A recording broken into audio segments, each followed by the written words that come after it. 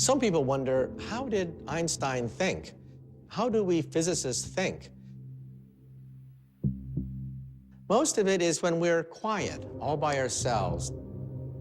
We stare out the window and have blocks of equations just wandering in our head until these equations fit together, and then we get a sheet of paper and scribble. It can be very frustrating at times, scribbling equations everywhere. The old cliche of scribbling on the back of the envelope often is true because that's sometimes all you have around. He was always thinking in pictures, visualizing things. When his father gave him a compass, he would just sit up night after night watching the needle point northward. It would send chills down his spine. Einstein once said, "I want to know God's thoughts in a mathematical way." Einstein wanted an equation, perhaps no more than 1 inch long, that would encapsulate all physical laws. The beauty, the majesty, the power of the universe into a single equation.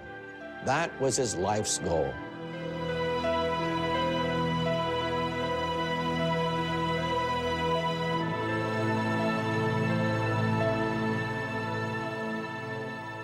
In 1900, Albert Einstein is a 21-year-old undergraduate at the Swiss Federal Polytechnic. That this young man will one day be synonymous with genius was something none of his professors would have predicted. He would cut class. The professors thought he was a goof-off. As a consequence, Einstein couldn't get a single job after graduation. He even thought about switching fields and selling insurance.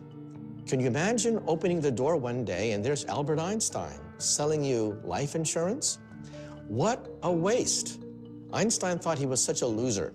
He wrote a letter to his family saying that it would be better if perhaps he was never born. Nobody was talking about the young Albert Einstein. He worked as a substitute teacher in short jobs in various towns. Einstein's father tried to apply on behalf of Einstein for academic positions. And he wrote to a very famous professor and asked him whether he could use Einstein as a research assistant. But there were no positions available. His father passes away, thinking that young Albert is a total disgrace to the family. In 1902, the depressed and despondent young Albert moves to Bern, Switzerland's capital, and begins a career far from science. One of his friends arranged for Einstein to get a job as a lowly patent clerk in the Swiss patent office. In this office, on the 3rd floor, Einstein spends 6 days a week reviewing applications submitted by all kinds of inventors to the Swiss government. Given a patent, you had all this information, and he had to strip it down to the essence, and that honed his skills as a physicist. He would very quickly dash off all the patents that he had to analyze. He didn't find the work very strenuous. It was not so intellectually demanding. And it would give him ample time to contemplate the universe. He never would have been very good at a university kissing up to a senior professor. He was much better at a stool in the patent office, trying to daydream about what is it like to ride alongside a light beam. From that job, he would launch a revolution which would change world history. Einstein's idle daydreams will profoundly change the way the universe is understood. In 1905, in what's been called his miracle year, he publishes in his spare time 4 visionary papers, the first of which answers the age-old question, what is light? The photoelectric effect. This paper, written by this total unknown, showed that light comes as a particle called the photon. We use that in television, we use that in lasers. In another paper, the 26-year-old Einstein posits something we now take for granted, the existence of atoms. People didn't believe in atoms in those days, but he proved that atoms can actually make small little dust particles move in a liquid. And he calculated the size of atoms. These papers would have been a remarkable career for any physicist, but Einstein is far from finished. He writes yet another paper with the famous equation E equals mc squared. At the simplest level, this means energy can become matter, and matter can become energy. The tiniest speck of matter holds potentially huge amounts of energy. Unleashing it requires a nuclear reaction, the sort going on constantly in the night sky. Ever since people began to look up in the heavens, they would say, what makes the stars shine? But it took Albert Einstein to answer the question. Mass, M, turns into E, energy. That is the engine that lights up the stars. Today, E equals mc squared is Einstein's most famous equation. But another theory he publishes this same year is more important and more controversial: the special theory of relativity. When Einstein was a teenager, he enjoyed imagining what it would be like to ride a beam of light. Now, he returns to this daydream, and it changes his life. In the spring of 1905, Einstein was riding on a bus, and he looked back at the famous clock tower that dominates Bern, Switzerland. And then he imagined, what happens if that bus were racing near the speed of light? In his imagination, Einstein looks back at the clock tower, and what he sees is astonishing. As he reaches the speed of light, the hands of the clock appear frozen in time. Einstein would later write, a storm broke in my mind. All of a sudden, everything kept gushing forward. Einstein knows that back at the clock tower, time is passing normally. But on Einstein's light-speed bus, as he reaches the speed of light, the light from the clock can no longer catch up to him. The faster he races through space, the slower he moves through time. This insight sparks the birth of Einstein's special theory of relativity, which says that space and time are deeply connected. In fact, they are one and the same, a flexible fabric called space-time. Sitting alone on a city bus, Einstein believes he has glimpsed a secret of the universe. For Einstein, space was this place where stuff was, and it didn't do anything. It had stuff in it. And so space combined with time to become space-time is a more dynamic understanding of this arena that everything takes place in. It's becoming more alive in a way. He's saying very, very outlandish and very, very strange things. Rarely had anything so radical been submitted to Europe's most prestigious scientific journals. He was a complete outsider to the physics of his day, as he was, being in Switzerland, being a patent clerk. And yet he was ambitious enough to think that he could challenge the whole of the established physics at the time. You always hope that there will be total euphoria, that everybody will say this is a huge step forward in the subject. But that rarely happens. Whatever one's concept of time, it passes slowly for Einstein at the patent office. He submits papers to important scientific journals, the best scientific journals, and hopes for the best. And the best doesn't come for a while. He was anxious.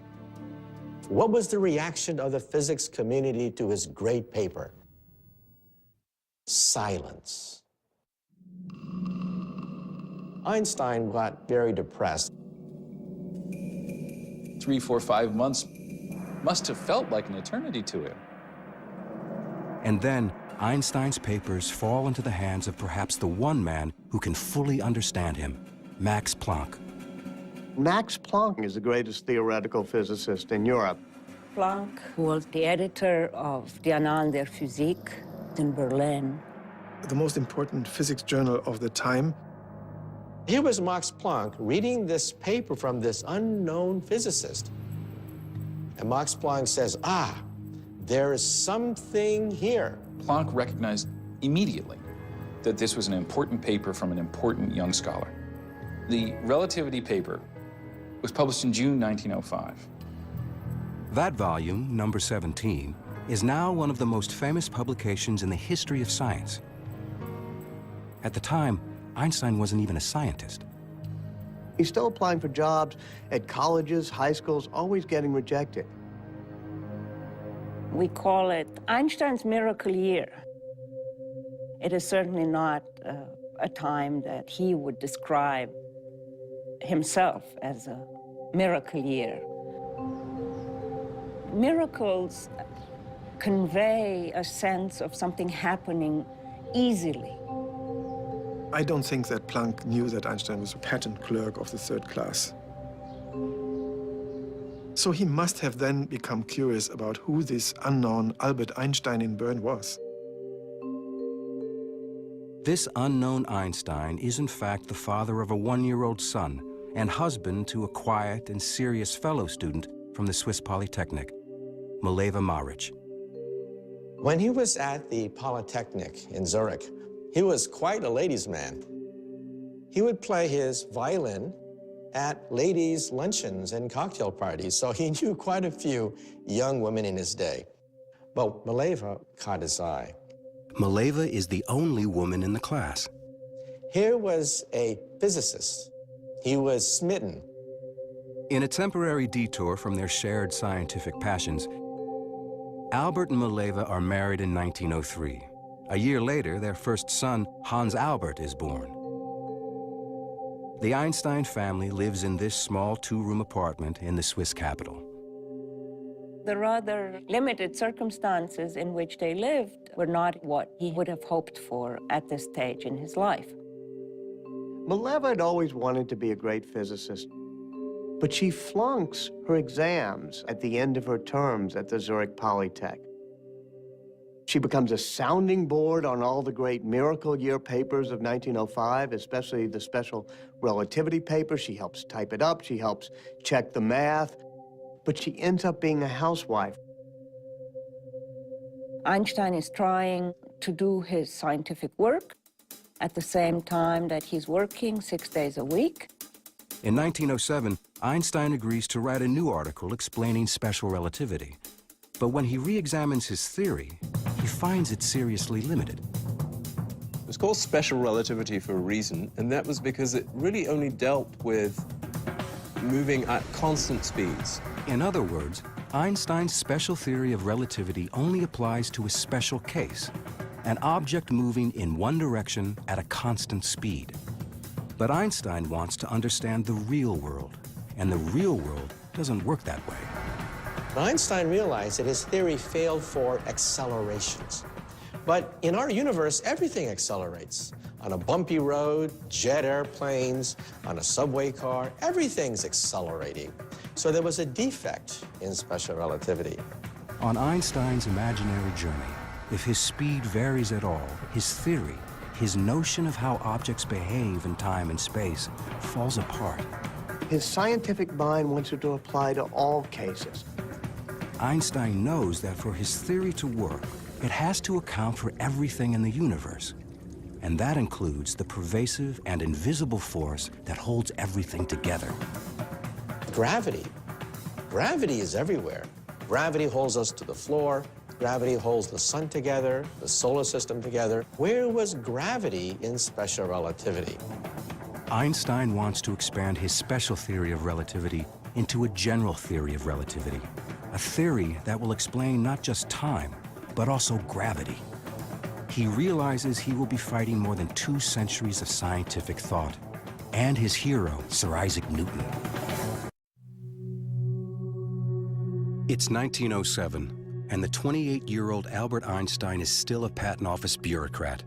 It has been 2 years since he published his special theory of relativity, and the ambitious Einstein decides to advance an even more radical interpretation of the universe, a general theory of relativity. Doing this will require him to take on his scientific hero, Sir Isaac Newton. In Einstein's time, Isaac Newton was God. Newton was the founder of modern science. This is the actual first edition of Newton's Principia Mathematica of 1687. This priceless artifacts is the very, very famous book which became the foundation of universal physics for centuries, until Einstein upset the apple cart. It has been almost 250 years since the apple fell from the legendary tree on Isaac Newton's estate, giving Newton the inspiration to formulate his law of gravity. Newton said that if an object falls, it's because there's a mysterious force called gravity pulling it down. But you know, Isaac Newton himself was not satisfied by that. Objects move because they're pushed, not pulled. Objects move because they're pushed. So what is pushing this? Newton didn't know. So Newton simply threw his hands up and said, I don't know. So I'm going to invent something called gravitational pull. And Einstein said, no, this theory can't be right. He was prepared to simply go, I really want to solve this problem. I want to really understand the whole universe. Max Planck said to him, you can work on gravity if you want to, but there are two problems. You're not going to be successful. The problem is too hard. And if you do, no one will believe you. It's an extremely difficult task. It's not clear where to begin or how to go about doing it at all. Ultimately, the thing that gives him that clue turns out to be his old faithful way of reasoning, the thought experiment. So it's what you and I would call daydreaming, but he gets to call them thought experiments because he's Einstein. He's in his office at the patent office, looking out at the window, and he imagined a man working on a roof. And he begins to wonder what would happen if one of those men were to fall off the roof. And then he had the happiest thought of his life, the inspiration of the ages. He had a vision. The man will not actually be feeling his own weight. He would be weightless. And then he imagined, if you're in an elevator and somebody cuts the cord, what happens to you? You fall. But the elevator falls at the same rate you do, so you are weightless inside the elevator. So then Einstein got it. It's as though gravity's been switched off. What's really going on? There is no such thing as gravitational pull. The Earth has curved the space around me, and space is pushing me into this chair. Space itself can be curved. That's crazy sounding. Space is adjustable. It's actually malleable. Space and time are malleable. It's this flexible thing that can be twisted. You bring an object into space, and it distorts the space around it. Why does the Earth go around the sun? Most people would say, well, the sun's gravity is yanking the Earth toward the sun in a circle. Wrong. The Earth is going around the sun because the sun has warped the space around the Earth, and space is pushing the Earth toward the sun. He had a new theory of gravity, a new theory of the universe. Einstein publishes his ideas about gravity. At the same time, his work on the atom brings him increased attention. As a result, in 1911, he's offered a position as a full-time scientist at the University of Zurich. The 32-year-old patent clerk finally leaves Bern to become, for the first time, Professor Albert Einstein. People start realizing that those miracle year papers of 1905 are probably right. And he starts getting invited to the Solvay conferences, which are the gatherings of the greatest physicists in Europe. Convened by the Belgian philanthropist Ernest Solvay, these conferences bring together the greatest scientific minds in Europe, and Albert Einstein is among them. In fact, he's the youngest professor there. He made an impression. He was friendly, he was funny, and he was smart, really smart, and people saw that. That was also a moment when Mileva must have perceived that she was still part of this small Bern world, whereas Einstein had become part of a bigger world. She writes these plaintive letters saying, tell me about it. I wish I were there. I would love to meet these great scientists. It was always my dream to meet these great scientists. She became jealous of not only the other physicists, but of physics itself. Einstein's lectures become the talk of scientific Europe, and he's invited to speak in Berlin, capital of the country in which he was born. Berlin at the time was the most vibrant city in Central Europe. Einstein hadn't been in Germany since he left at age 15 to avoid the draft. He renounced his German citizenship the next year. While Einstein was in Berlin mainly to visit colleagues, he was also invited by a cousin. A first cousin named Elsa Einstein. They had known each other as kids, but Einstein had lost track of her. Living on her own, had divorced, she had 2 daughters. She's just the opposite of Mileva. She's not a scientist, she's not an intellectual, but she loves making big old dinners and taking care of Einstein. They liked each other's company, taking long walks, looking at the boats, and he must have been fascinated by her. Einstein returns to Zurich. They exchange fiery love letters. And at one point, it becomes so strong that Einstein says, please don't write me anymore. This isn't going to work. He must have felt that this was an overcomplex situation, even for an Albert Einstein. If the mysteries of the heart elude Einstein, the mysteries of the universe trouble him even more. The curvature of space and warping of space-time, and you scratch your head. He has now been struggling for 4 years to more fully develop his general theory of relativity. His theory of relativity is so complicated that very few people can understand it. Somebody's got to test it. It's not a testable hypothesis. It's not science. It's science fiction. Einstein knows he's on the right track towards solving his theory. Now he must find a way to prove it. It's 1911. For 4 frustrating years, Einstein has struggled to perfect his general theory of relativity. His theory won't be accepted until he can demonstrate this radical concept. Suddenly, he is struck by an idea. If he can shine a beam of light through an area where space is curved, then according to his theory, the beam of light will actually appear to bend. Light only knows straight lines. What's bent is space. What could have enough gravity to bend light so much? Well, what about the sun? 300,000 times more massive than the Earth, the sun is the perfect object for Einstein's experiment. But how can anyone shine a beam of light around the sun? He says light from a distant star, as it passes right next to the sun, and the sun's gravitational field will be bent. Because space is bent around the sun.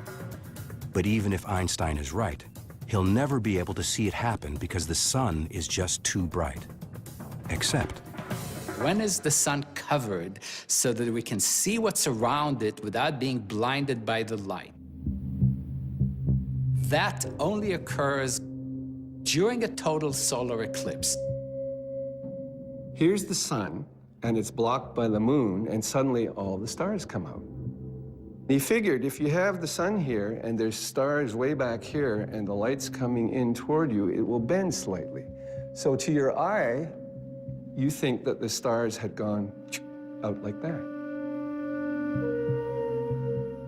Light going around the sun. That's something that even his mother could understand. Nobody actually was willing to say without doubt, this is the truth, until somebody can prove it by taking a picture. So who do you turn to? You turn to the astronomers, the astrophysicists. Our laboratory is the entire universe. by 1912, Einstein believes he is finally on the verge of proving his long percolating and provocative theory. He publishes this revolutionary prediction and puts the call out to the astronomy world. Go out and measure. He said, go to an eclipse and do this observation. Nothing happened. He actually wrote to well-known astronomers trying to interest them in doing a test, and was a little discouraged, I think, because he discovered, as people often do, that astronomers are busy people with many things to do and don't necessarily drop everything at the drop of a hat, even for Einstein. It's a frustrating and bitter setback for Einstein. But then, at the Berlin Observatory, a young assistant answers the call.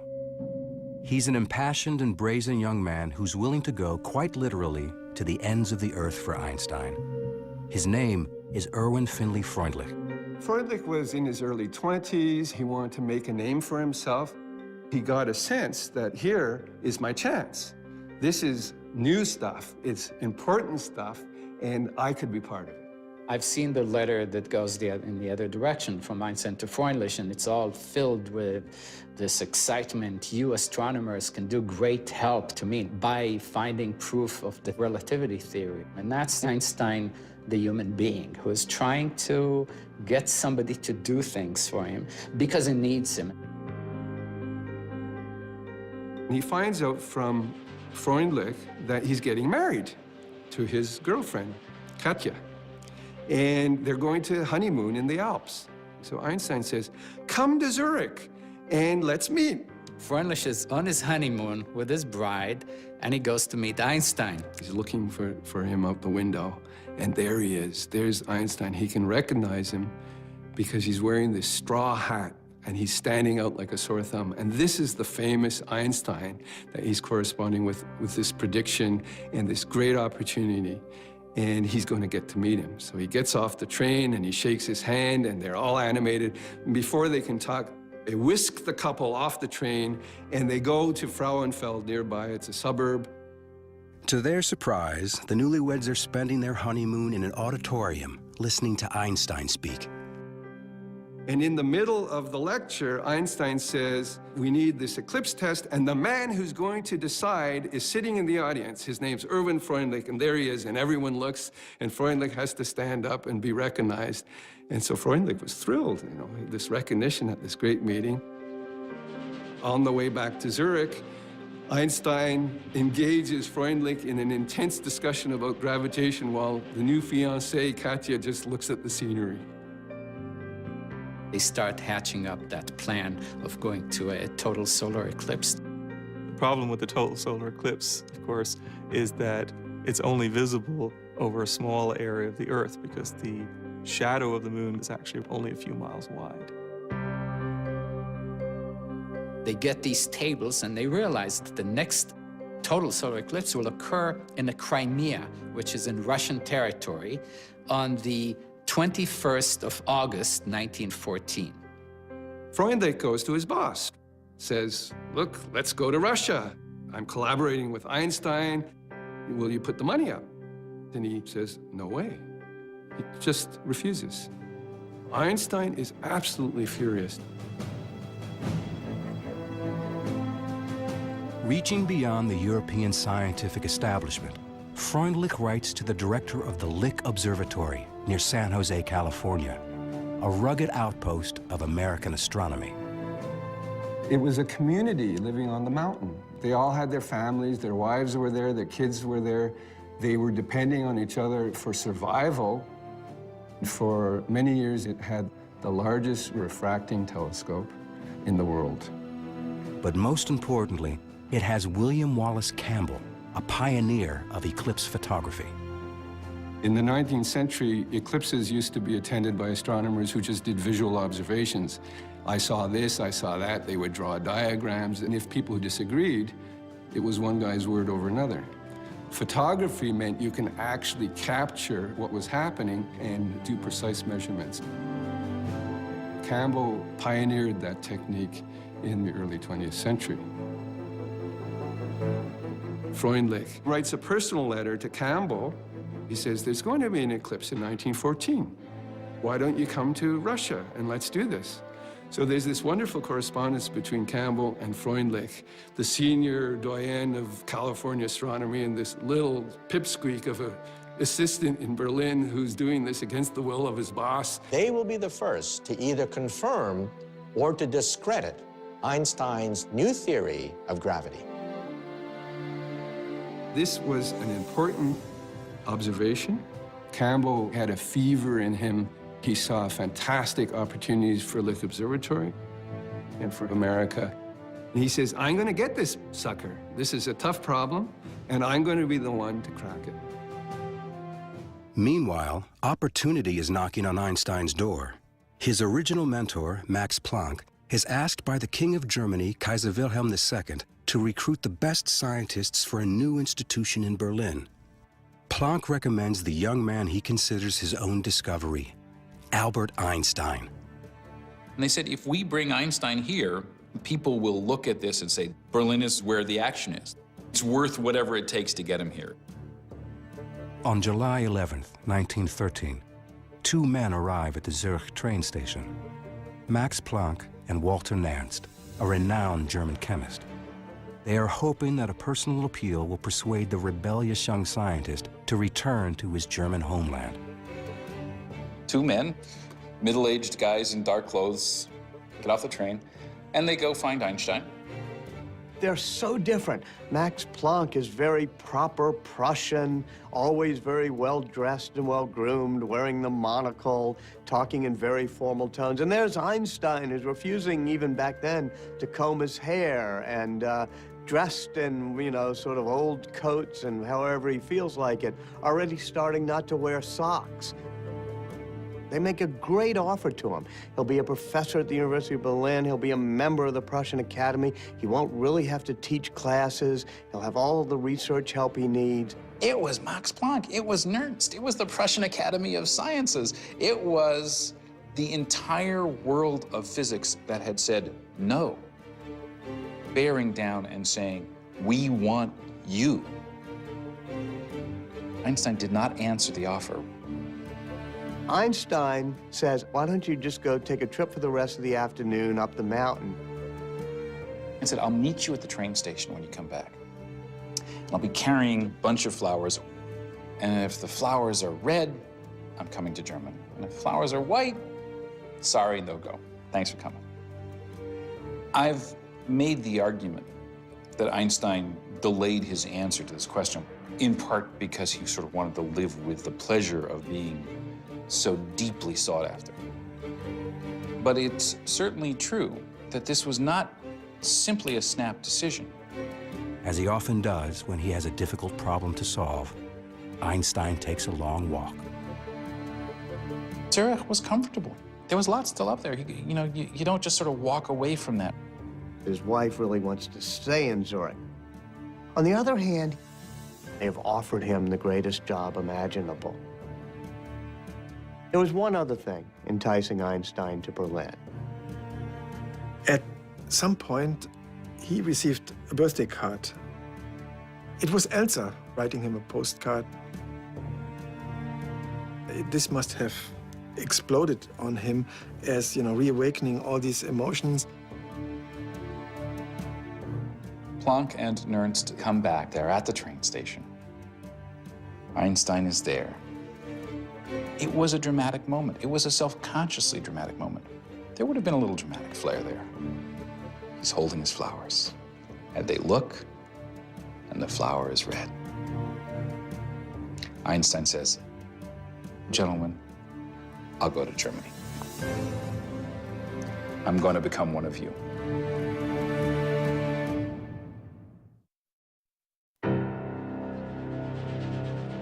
By April 1914, Einstein's world is looking brighter. The solar eclipse needed to help prove Einstein's long-gestating general theory of relativity is only 4 months away, and Einstein is on his way to Berlin to join the Kaiser Wilhelm Institute, an elite group of scientists working under Fritz Haber, the institute's director. Fritz Haber was one of the greatest chemists of the 20th century. He developed a process that could be used in producing an artificial fertilizer with the help of which millions could be fed. And he was a hero. Haber and his family host Einstein's wife, Mileva Maric, while she looks for an apartment for herself, Albert, and their 2 children. Haber observes that resettling in Berlin seems to be unsettling relations between Einstein and his wife. Mileva always was a brooding and somewhat despondent woman. And in Berlin, it gets much worse. He's dallying with his cousin, Elsa. Einstein is a very brutally honest guy, so every now and then he apparently would tell Mileva about Elsa. Then they start fighting with each other. Not surprisingly, the man who approaches the universe in a unique way has a rather unconventional approach to married life. Einstein gives Mileva an ultimatum. If you want to stay married to me, you have to do the following things. It's a contract. It says you have to bring me my meals in my room. You have to speak to me only when I want to have conversation. You're not to expect intimacies from me. More power to her. She doesn't sign this contract. She decides, no, I'm not going to go for that. She goes and stays again with Haber and his wife Clara. In that time, Haber is sort of a go-between and is negotiating. He's trying to hold them together. He's the one who keeps seeing if maybe they can come to an accommodation. They both respect him. But Haber's best efforts to save the Einsteins' marriage are a failure. The decision to split is finally irrevocable, and Einstein says it's not going to happen. Lacking enough money to support two households, Einstein makes Mileva a brazenly self-confident proposition. He offers her a deal. He says to her, one of these days, one of my papers will win the Nobel Prize. If you give me a divorce, I'll give you the money. Now, this is an amazing sum of money. She could end up very wealthy, and she could move back to Zurich with the kids. He is sure he's going to get a Nobel Prize. Mileva's not quite sure. She's a scientist. She calculates the odds. She consults with Fritz Haber. She decides to take the bet. Mileva takes the two young boys, and Einstein accompanies her, along with Fritz Haber. Einstein has to go to the train station, say goodbye to his boys. And he starts crying. Haber's never seen him cry before. This was a really quite devastating moment for him, and Haber was the man he was with, sort of holding him up through this moment. Einstein has staked his children's future on winning the Nobel Prize, by no means a sure bet. He is dependent on Erwin Freundlich and William Campbell to bring him photos of the total solar eclipse so he can see how the stars seem to move. Shortly before saying goodbye to Mileva and the boys, Einstein has another farewell at the Berlin train station. There is Freundlich with his two buddies about to leave Berlin. Einstein is there. He's very, very anxious. Freundlich and two of his colleagues are lugging 4 astronomical cameras and cumbersome equipment on a long and treacherous journey. They're going to take a train and go all the way to the Crimea in Russian territory. Freundlich and Campbell hope to maximize their chances of good weather and good eclipse photographs by camping in different sites. Freundlich's party sets up in southeastern Crimea. Campbell locates near Kiev. They are both determined, despite the frightening and spreading rumors of a world war. Then the worst happens. On June 28, 1914, the Archduke Franz Ferdinand of Austria is assassinated. The German Kaiser declares war on Russia, and Einstein's eclipse expeditions are suddenly in jeopardy. Einstein is really worried. Einstein has no way to warn them. Didn't know what was going to happen. And then, deep in the Crimean forest, the war comes to Freundlich's camp. Freundlich suddenly sees some uniformed Russian officers coming to his camp and asking him for his papers. Heart starts going, beep, beep, beep. Russians come over to see what they're doing and realize these are Germans with a telescope. And they start tearing down his equipment. Get off my equipment. I have to observe an eclipse. These are our possessions now. Your country declared war on us. You have nothing to say. They arrest them immediately. There's no questions asked, and they are considered spies. Herr Freundlich, you are now a prisoner of war. What? Campbell, an American, is neutral. And the Russians allowed them to continue to observe the eclipse. They had come all this way, spent all this money, survived the fact that war broke out, and clouds ruined their plans. Total failure. Not only does Campbell fail to get his photograph, but he is forced to abandon his state-of-the-art equipment. Because he is an American, Campbell is not arrested, but he leaves for home a defeated man. Campbell says one wants to come home by the back door and see nobody. Einstein in Berlin is shattered. The expeditions are failures. Freundlich and his team spend several months as prisoners of war in Russia. For Einstein, it is a disaster. Proof of his most revolutionary theory, general relativity, is slipping between his fingers.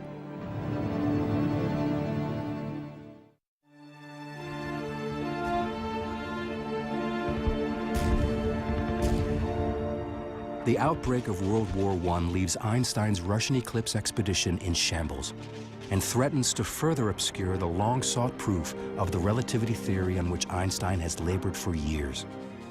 The war killed communication between scientists.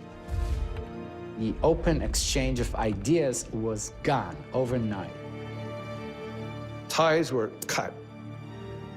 Once the United States joins the war, astronomer William Campbell sees things differently. Campbell dedicated himself to the eclipse problem, independently of his former colleague from Germany, who he now viewed as the enemy. In Berlin, the whole atmosphere changed. When Einstein looked out of his window, he would see a lot of patriotism. In his eyes, a whole nation went crazy. All of Einstein's expectations of the kind of city he was going to live in disappear. They're gone. Hundreds of thousands of German young men marched enthusiastically. His best colleagues, Planck and Haber, were enthusiastic about the war. His close friend Fritz Haber, like Einstein, was born German and Jewish. Fritz Haber converted to Christianity, and he tried to assimilate as much as possible. One of his great moments of pride when he actually received a commission in the German army. Really almost unheard of award for a converted Jew. Einstein saw this as ridiculous. Haber said, I'm a chemist. I understand the chemistry of the chlorine atom very well. I know that chlorine gas is poisonous. Can I turn this into a useful weapon? Haber felt he could construct a devastating enough weapon that it would end the war quickly, thus a humane outcome. The institute Haber directs is turned into testing gas to be deployed on the Western Front. Einstein has an office in Haber's institute. Einstein was disgusted by the eagerness with which Haber, first amongst his colleagues, but many of his colleagues, went looking for ways to kill people and kill them more effectively. Haber was one of the first to develop terrible weapons out of the potential of science. Early in the war, Haber's new mystery weapon, poison gas, is tested on a Belgian battlefield. Haber was there and said, release the weapon. This low cloud drifted over the battlefield, and the cloud just sort of forms. This was the first time this ever happened. Troops had seen things that looked much worse than this cloud, and the effect was devastating. I mean, the troops were just blown out of their trenches. Haber saw thousands of people die, thousands of soldiers, about 5,000 soldiers. Your lungs begin to fill with fluid, and as the deterioration of your body continues, you can lie there on dry ground, in effect drowning. Albert Einstein takes a look at his close friend and his, intimate professional colleague and says, in effect, you're pathological. This is grotesque. He writes a letter to a friend in Switzerland that says, all our supposed technological progress is like an axe in the hands of a madman. Haber never resented it. And it's so strange that he befriended Einstein so closely. They were living on different planets. The war posed a big dilemma for Einstein because in his personal relationships he respected and was even fond of his colleagues, but rejected their wholehearted support of the war. He comes across this very publicly hyped and published document called the Manifesto of '93, signed by 93 leading German academics, including the people who brought him to Berlin and the people he most values, Haber, and above all, Max Planck. The manifesto says Germany had to fight, it was justified and morally acceptable to fight in this war. And this shocked Einstein. In effect, a betrayal.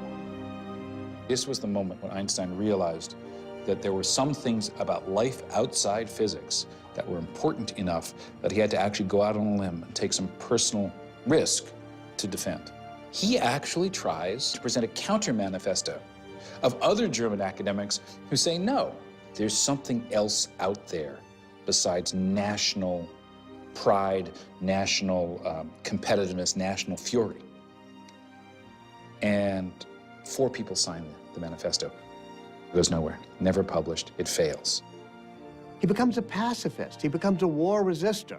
And Einstein was nearly alone. He's isolated. He's being rejected by his colleagues. His marriage is breaking up. He's having a custody battle for his kids. He immerses himself in his science. The isolation has a positive outcome as Einstein looks again at his general relativity theory. He refocuses on the mathematical equations. One day, he looked back at the calculation for the bending of light as it goes around the sun, and he suddenly realized his earlier calculation was wrong.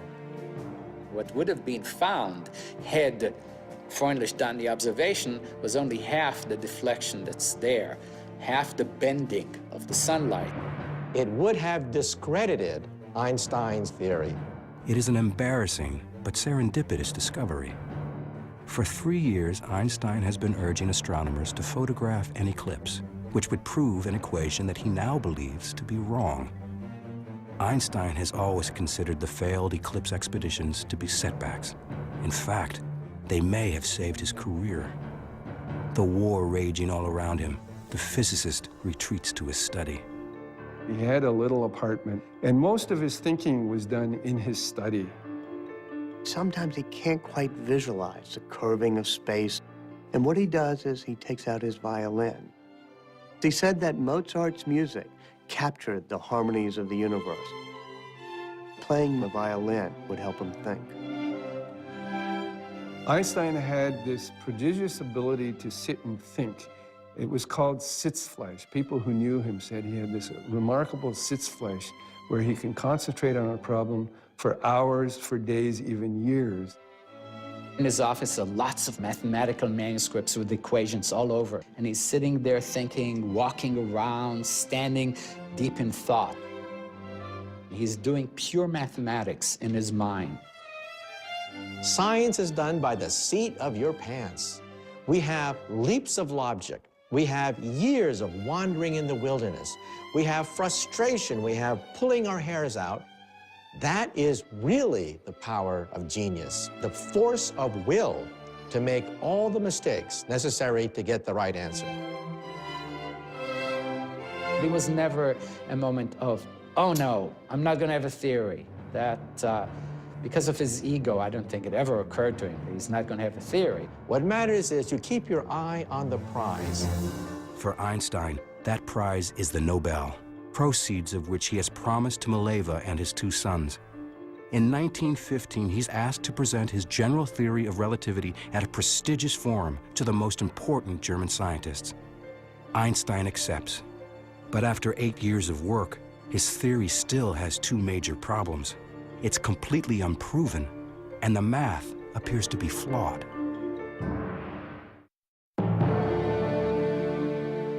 After nearly a decade of work, Einstein's general theory of relativity is still far from finished.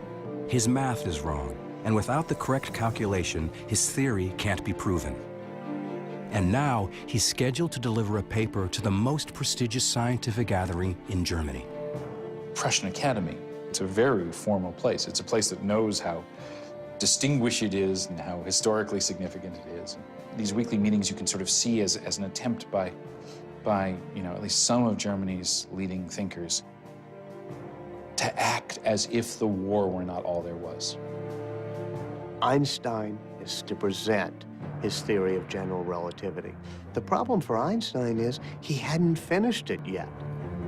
In the fall of 1915, Einstein was hardly thinking about anything else. He was completely focused on finding the solution to a puzzle that had occupied him for more than 8 years. Einstein is trying to come up with these equations that describe how space is curved. And he's working deep into the night.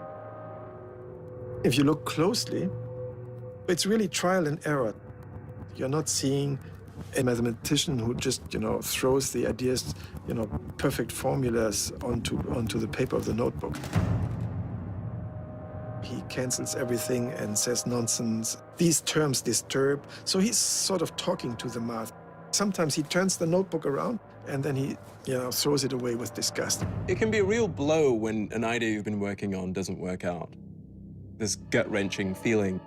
Since discovering his math error, Einstein believes he is making real progress. His equations are nearly complete. He accepts an invitation to speak at Göttingen University, essentially a dress rehearsal for the Prussian Academy.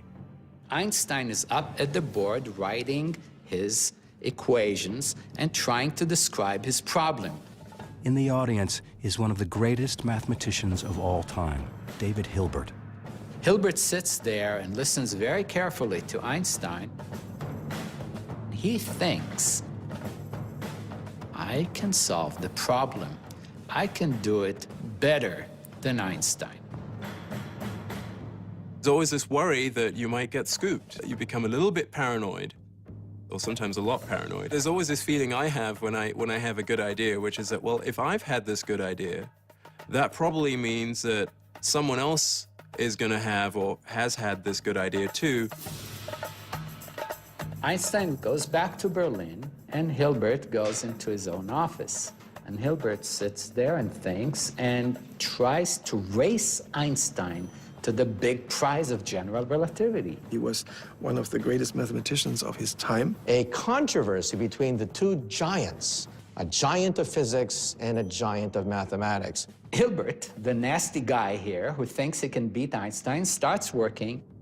Hilbert thought that physics was much too important to be left to the physicists, so the mathematicians should take care of it. Stakes are very high here. All or nothing.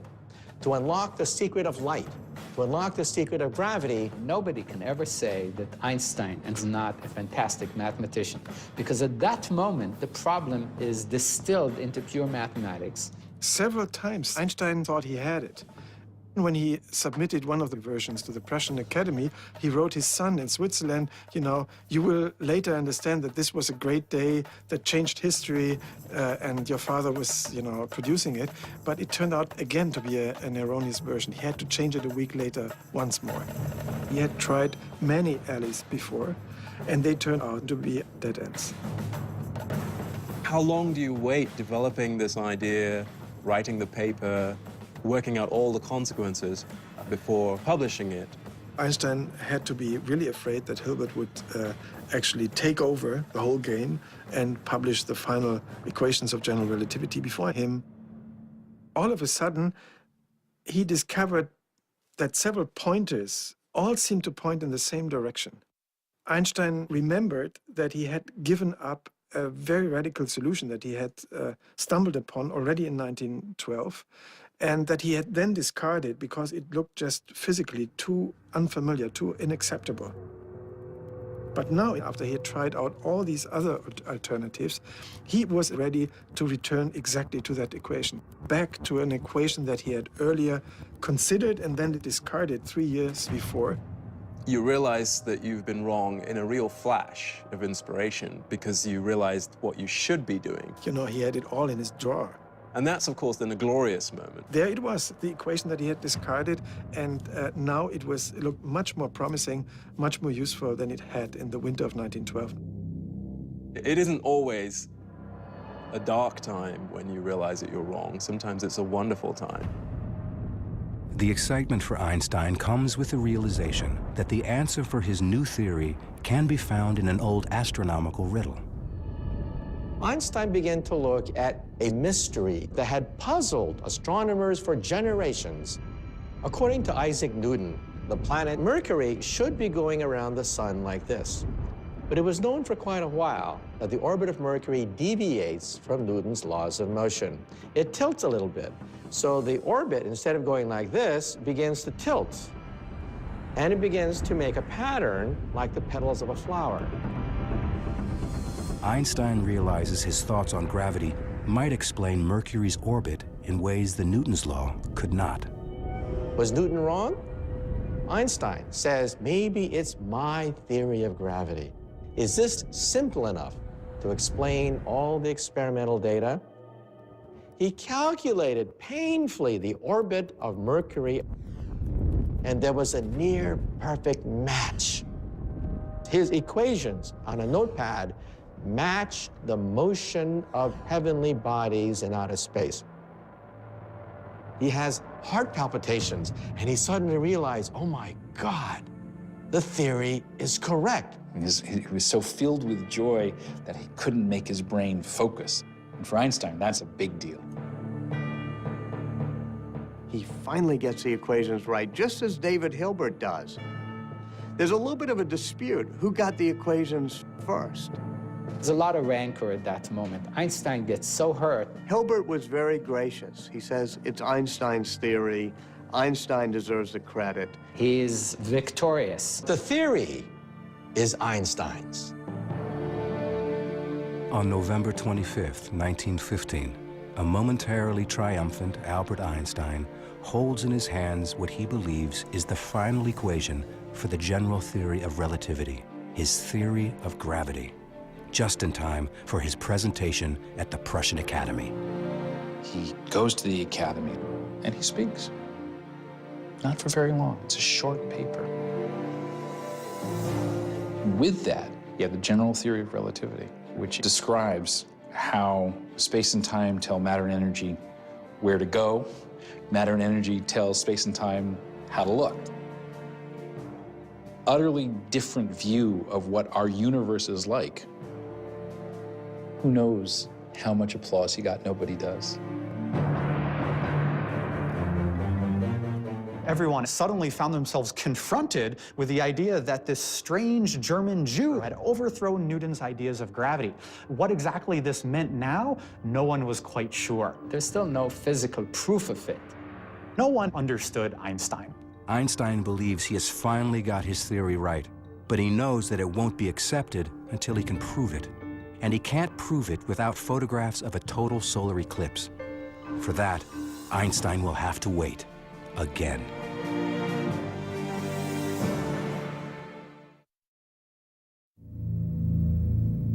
Einstein publishes his completed general theory of relativity in 1916 with the corrected mathematical equation. But there is still much work to be done. He needs photographs of a rare solar eclipse to prove the theory's accuracy.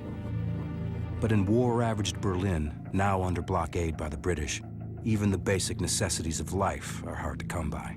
Surrounding him, Berlin was an impoverished city, and the hunger grew so bad that there were hunger riots. In the middle of a harsh winter, Einstein's intense productivity comes to a sudden halt. The reason he stops is he's exhausted and he's sick. Bad stomach problems. He's really, really, really sick. He writes, I don't eat, I haven't been able to sleep, and he succumbs to a physical and a mental breakdown. Einstein retreats to a small apartment in Berlin. His cousin Elsa becomes his nurse and savior. Elsa keeps cooking for him, bringing him food, eventually having Einstein move in with her. While Einstein's health is in Elsa's hands, the fate of his theory lies with astronomers. One of them who will play an important role is at Cambridge University in England. Arthur Eddington is a scientist, but also a religious man who attends this small Quaker meeting house just across the street from the university. Sitting in the back row at this Quaker meeting, full of people sitting quietly, is Arthur Stanley Eddington, head of the Cambridge Observatory, known all around the world as one of the most brilliant minds in astronomy. The war has taken a heavy toll on Eddington and his fellow Quakers, nearly all of whom morally opposed the war and refused to fight the Germans. He's one of the few men left. It's just him and the women. Day by day, men were disappearing from these benches. Not because they were going off to fight in the war, but because they were being arrested for being conscientious objectors. Anti-German feeling cripples scientific communication. Eddington knows nothing of Einstein's new theory until February 1916, when he receives a package from a colleague in the neutral Netherlands, astronomer Willem de Sitter. Inside is a copy of Einstein's paper that de Sitter has translated into English. Eddington opens it up and realizes immediately that he's seeing something of tremendous scientific significance. And he writes back to de Sitter, no one in England knows about this, no one. So he asks de Sitter, tell me about this Einstein. De Sitter says, well, Einstein didn't like the war and in fact had written a manifesto against the war. And when Eddington hears this, he says, this is perfect. This is so important, we have to do something with it. The mission becomes more than a scientific quest. Like Einstein, Eddington is isolated because of his political convictions. Eddington sees this exciting scientific challenge as a way to show that scientists across enemy lines can support each other for a higher purpose. Eddington says, relativity is the most important scientific theory since Newton, and it's done by a German, and even better, Einstein, a brilliant, peaceful scientist. He wanted to stand up there and show the world and show his scientific colleagues that an Englishman will stand up for a German. And the Eclipse expedition was the perfect opportunity. But the forces of interplanetary alignment may not wait for the war to be over. The next full eclipse will occur in June 1918, and it won't be visible in England, where Eddington is trapped by war. However, it will be seen in the state of Washington, practically in the backyard of a man who has been down this road before, William Wallace Campbell of California's Lick Observatory. There was going to be another eclipse in 1918, not very far from Lick Observatory in Goldendale, Washington, in the west. If Campbell succeeds in photographing this eclipse, he can be the first person to determine if Einstein's theory is right or wrong. Because there was a war going on, no one else could go. The Europeans couldn't send an expedition, and so he had the field to himself. But Campbell also has a problem. They didn't have their equipment because it was still trapped in Russia. Campbell had been forced to abandon his state-of-the-art camera gear in the Crimea back in 1914 when World War I first broke out. So he improvises. Campbell went scrabbling around for equipment at Lick Observatory. They got a lens here, a tube here, and they cobbled together a couple of cameras for Goldendale. The Lick party was forced to use substandard equipment. Campbell has no choice but to take the risk. He has a total solar eclipse all to himself and may never have another opportunity like this again. Campbell's party travels to Goldendale, Washington, and gets ready for the coming eclipse. It was close to home, so the whole family went. Campbell's goal is to photograph the stars that emerge in the brief period when the sun is hidden by the moon. But on Saturday, June 8th, 1918, it seems that the universe is once again not ready to yield its secrets. Clouds moved in, and it looked like he wouldn't even get observations, and Russia would be repeated, which he hated. And suddenly, just at the crucial time, when they needed a clear sky, the clouds parted. Campbell begins taking photographs of the spectacle. It starts when the moon first comes in contact with the sun and then starts to move over the face of the sun. The sun becomes smaller and smaller and smaller until the last moment when the sunlight actually passes through the valleys between the mountains of the moon. And then this bright, brilliant beam of sunlight, and then the sun is entirely eclipsed. It's the blackest black you will ever see. My first eclipse, I literally lost my breath. It was like jumping in cold water where you go, you know, you can't believe it. It is breathtaking, literally breathtaking. It's a gorgeous sight. It's just, wow. Most powerful experience that I've ever had in my life. The New York Times had a reporter, and they wrote an article, "Clouds Fall Away for Eclipse." There's a little subtitle, "Test of Einstein Theory." This is the first time that an American newspaper mentioned Albert Einstein. Campbell assigns his most trusted astronomer, Heber D. Curtis, to analyze the photographs to prove or disprove Einstein's theory. Looking in, a star would have been visible, one of the stars that was to be measured. That star would have been very carefully centered on crosshairs in the eyepiece. Once that was done, the scales could be read in the X and Y directions, and a very precise position could be assigned to the star. From those numbers, it could be determined whether the star had appeared to change position. Einstein has predicted that the warped space around the sun will create an optical illusion, making the stars appear to move outward ever so slightly. Einstein predicted much less than a millimeter. This is not an easy measurement to make. Unlike most theories that people put forth, Einstein's general relativity makes very specific predictions. Very tight, it's gotta be this, and if it's not that, then the entire foundation of the idea has gotta be discarded. Extremely precise, painstaking measurements. There was no wiggle room in Einstein's relativity because the idea that gravity is the manifestation of the curvature of space and time. You're going to say how much it curves and what happens to matter or light in the presence of that curvature, calculate it, make the prediction. If the prediction doesn't come true, you don't go say, okay, let me see if I can tweak the theory.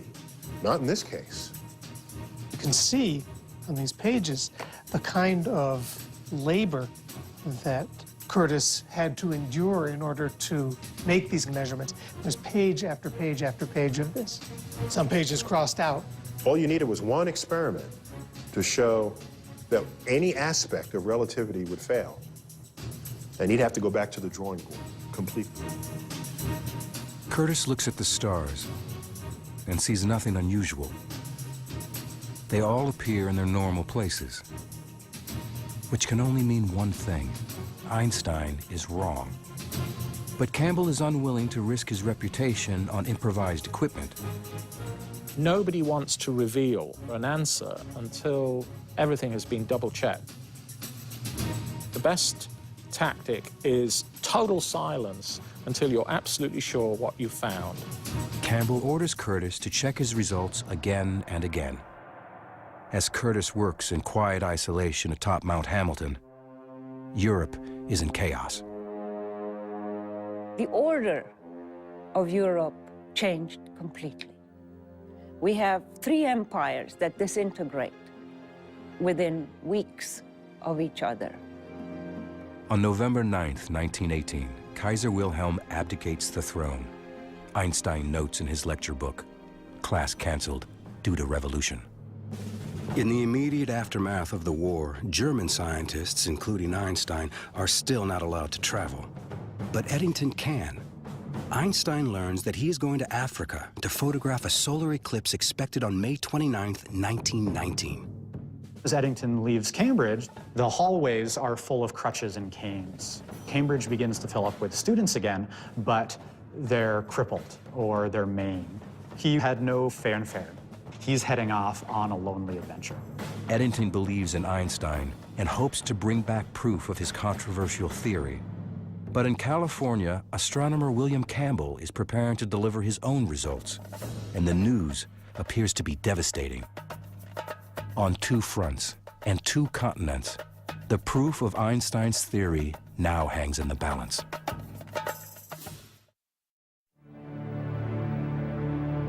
It's February 1919. Atop Mount Hamilton in California, William Wallace Campbell is examining and re-examining photographic plates which appear to indicate that Einstein's general theory of relativity, his theory of gravity, is wrong. But Campbell has competition from British astronomer Arthur Eddington, who is on his way to photograph an eclipse in Africa. Eddington leaves Britain and heads south. He's in his late 30s. Travel in those days was not comfortable. This is the tropics, the height of summer. It must have been a very unpleasant place to be. In May of 1919, after 10 weeks at sea, Eddington and his assistant arrive on the shores of Principe, a small island off the coast of West Africa. Malaria is a big problem. There are poisonous snakes. He has to hack his way through the jungle. They spend a month building a telescope in the middle of the jungle. The day of the eclipse, rain is coming rolling down. He's crushed. Phenomenal disappointment. But then suddenly, amazingly, a gap in the clouds. He sees a black moon. They have to begin taking photographs right then.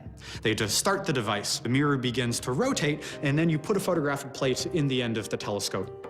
It holds the film, and that plate has to be held with the telescope. Everything has to be aligned correctly. Take it out. Take out a new photographic plate. Put it in. Take it out. Put a new photographic plate in. And you try to get as many as you can. Tremendous race, but let's keep calm. Let's maintain composure.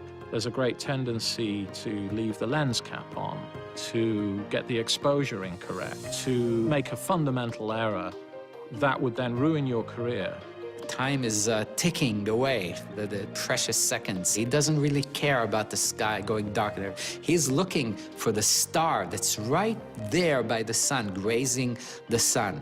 He's so busy working the telescope and switching out the photographic plates that, as he says it, he just had to do it in faith. He basically had to trust that something was going to appear on his plates. Like Campbell before him, Eddington is in for a crushing disappointment. He quickly discovered that most of his plates were worthless. The clouds have obscured nearly all the stars on every single photograph.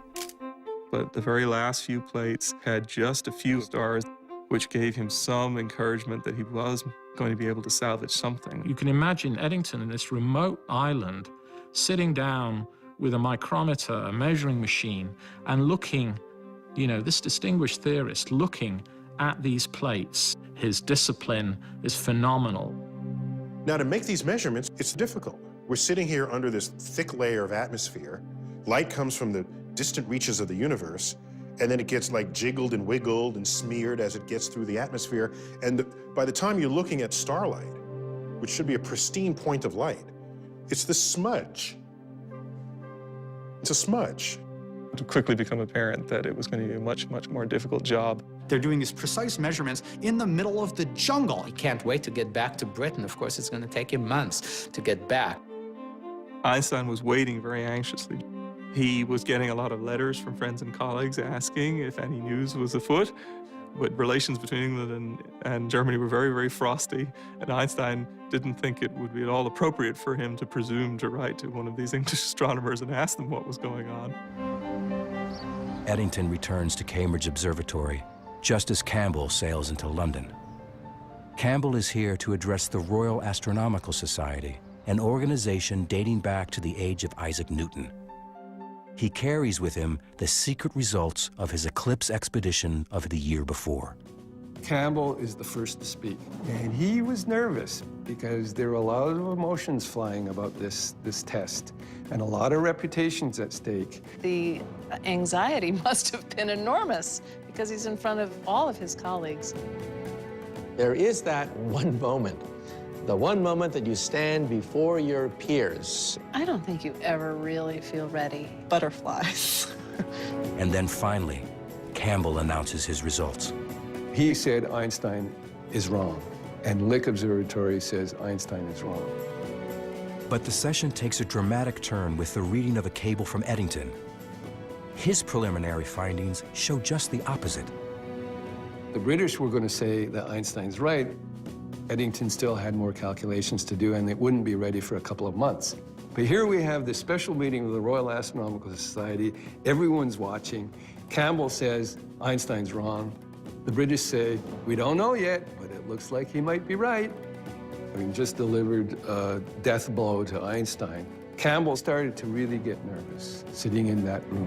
Campbell sends an urgent message to his colleagues back in America, who were about to release their negative report on the eclipse photos. It was an historic cable of 5 words. Delay publishing Einstein results, Campbell. 4 months later, on November 6, 1919, Eddington travels from Cambridge to London to address the Royal Astronomical Society. He has finalized his photographic findings on Einstein's theory. People come down from all over England to see what's going to happen. Everybody is shoving their way in there so they can see what the results are going to be. The portrait of Newton overlooking the whole ceremony. Had Newton been able to look down on this meeting, I think he would have been absolutely fascinated. Eddington begins the meeting by pointing to the portrait of the founder of the Royal Society and saying, "Forgive us, Sir Isaac Newton, your universe has been overturned." The eclipse was partially obscured by clouds, but a few photographs of value were obtained. The secretary of the society records Eddington's results. The measurements of the plates have led to the conclusion that the deflection of 1 second .75 at the sun's limb, predicted by Einstein's general theory of relativity, is verified by the eclipse observations. The public interest that gets generated by this is tremendous. Outside of the scientific community, no one had even heard of Albert Einstein, let alone his bizarre theories. Now the public learns that everything they believe about the universe is wrong. The Times of London says, in effect, there is a whole new theory of the world. Ideas we've known for hundreds of years are wrong, and this man, this German scientist, Albert Einstein, has given us a new truth. The New York Times has one of the greatest headlines. Men of science more or less agog over eclipse observations. Einstein theory triumphs. And it is then that the German press also picks up on these events. There's a Berlin magazine that shows him, sort of this romantic face with a already fairly, dramatic hair, and this faraway look in his eyes. And the caption to the cover of this magazine says, a new figure in world history. Although few people really understand Einstein's ideas, soon everyone knows his name. Beers are named after him. Mothers named some of their children after him. Einstein himself never realized that his obscure theory of gravity would excite the public imagination. He says things are crazy here with the press. They all want an article, they want a lecture, they want photographs. It is all a craziness. This is, one of the first great ages of photography. So there are pictures of Einstein. There are undersea cables. People can carry news all over the world. There are newsreels. You can see the man moving and talking. Without such freedom, there would have been no Shakespeare, no Goethe, no Newton, no Faraday, no Pasteur, and no Lister. But despite the public adulation, scientists still have their doubts about his theory. People are making a mistake. They're mistaking Einstein's fame for acceptance of his theory. They're equating the two, and that's very far from what happened. A backlash set in. In the New York Times, you can see that they were constantly questioning, who is this famous scientist? Most British people and most Americans, most people from the Allied powers were very hostile to Germany after the war. They were not at all interested in reconciliation. So many people were saying, oh, Eddington was so motivated by the goal of peace and promoting international brotherhood. He was so convinced by the theory that perhaps He allowed himself to be a little bit biased. He's been criticized for fudging the figures. The photographic results from the two solar eclipse expeditions, Eddington's and Campbell's, result in a split decision. Another expedition will need to be mounted. Both Einstein, who has been trying to prove his theory since he first proposed it in 1907, and Campbell, who has been working on the problem since 1911, have tremendous personal stakes in the results. Now it was a matter of not just science, it was a matter of international reputation, it was a matter of personal reputation. This was personal. Campbell checks the charts and sees that the next best eclipse to photograph will be in Australia in 1922, more than 2 years from now. And it turns out, he will not be the only one to take up the challenge.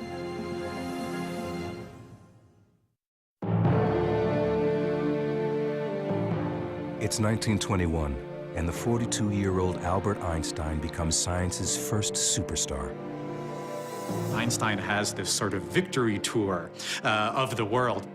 In America, the newspapers are reporting as the boat goes across the Atlantic, Einstein is coming. There are 15,000 people waiting to meet Einstein in Lower Manhattan. This is for a theoretical physicist. He traveled all up and down the East Coast through the Midwest. Einstein is a total phenomenon. But more importantly for Einstein, the scientific community is still debating whether his theory is correct. And the more attention Einstein gets, the more his theory is thrown into doubt. Einstein is being exposed to increasing criticism of his theory of relativity. People said, we have to redo the test. In September of 1922, a total solar eclipse will be fully visible in Australia, and William Wallace Campbell sees an opportunity to set things right once and for all.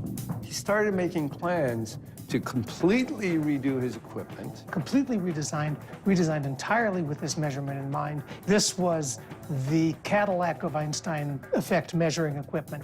The first eclipse point was the very, very, very westernmost part of Australia, on a place called 90 Mile Beach.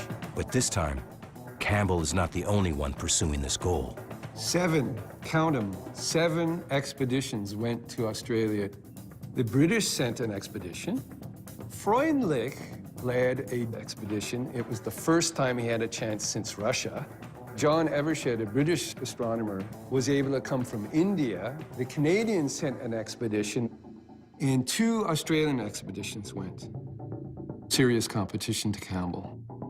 The British and Freundlich got clouded out. One of the Australians couldn't get any data. Their equipment was lousy. Poor Evershed from India had beautiful clear skies, but he had technical difficulties, so he got nothing.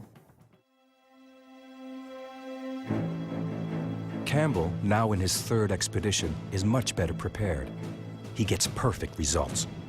And they showed, I think, 92 stars that the Einstein effect was not only there, but it behaved as Einstein predicted, very clearly, very unambiguously. This is one of the lenses which confirmed the theory of relativity. The light actually passed through this lens and actually fell on this plate. This stuff is way cool. I mean, this is the heart. The stars that could be seen around the eclipsed sun, here highlighted, showed just the deflection predicted by relativity. They nailed it. Einstein was so right. It is a proud personal achievement for Campbell and a landmark moment for science. The Lick Party finally succeeds, gets extraordinarily good results, and resoundingly corroborates Eddington's 1919 measurements. Now, who was the first person that Campbell sent a cable to with the result? Albert Einstein. He wanted Einstein to know, boy, did we vindicate you. Boy, did we show that Eddington was right, despite what all the scoffers are saying. For Einstein, this was a tremendous triumph. The eclipse expedition gives us amazing proof of something that looks theoretical, and yet it's very much part of our lives. They showed that space-time around the sun was curving. It was a whole new way of thinking about how gravity works. How strange is that? That's completely against our intuition. But it's what the data showed. And you cannot argue with the data. Nature agrees. Yes, Einstein, that's a beautiful theory. You're right. Finally, 15 years after he first proposed his radical general theory of relativity, upending more than 2 centuries of scientific thought, Einstein is victorious and vindicated. Almost. The Nobel Committee rejected him in 1919 and in 1920 and in 1921 because no one accepted the theory of relativity. Einstein had promised the money from the prize as part of his divorce from Mileva and his support for his 2 sons. Mileva has resigned to the divorce, living with the boys in Zurich, waiting for the money from the Nobel Prize to come her way. She's actually relying on it. Now, it's not until 1922 that they finally announce his Nobel Prize. And one of the ironies, he never gets it for the theory of relativity. Instead, Einstein receives it for the first of his Miracle Year papers, which describes the photoelectric effect. This work becomes the foundation for quantum mechanics and unlocks the secrets of the atom. To Einstein's former wife, Mileva, the prize means something more down to earth. She gets the money and she ends up buying 3 apartment buildings in Zurich. Mileva did not make a very good living from these investments, but she survived. For Einstein's cousin Elsa, who has nursed him through the bad times and waited patiently for years, there is also a victory of sorts. She has convinced Einstein to marry her. Great surprise. It was a strange marriage. Einstein had many lovers afterwards, and he never felt that this was sort of, the perfect way of life for him. But she loved being Mrs. Einstein. She loved traveling with him. She loved the prestige and the glory that came from being his wife. As the world recovers from a horrific war, it embraces a man with the obscure occupation of theoretical physicist and turns him into a global icon. Here you have the end of the most destructive war in European memory. And here this pacifist saint comes along with a wild halo of hair, piercing eyes, and people on all sides of the Atlantic, in Germany and in England and in America, could all celebrate him as a man of peace, but also somebody whose science transcended the horrors of war. That's where the emotional resonance of his accomplishment came, I think.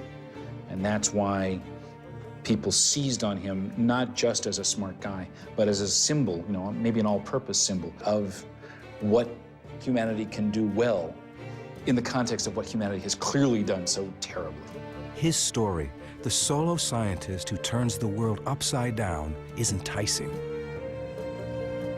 Alone in his studio, using only his mind and a pencil, Einstein made bizarre discoveries as intriguing to the public as the most talked about music and movies of the day.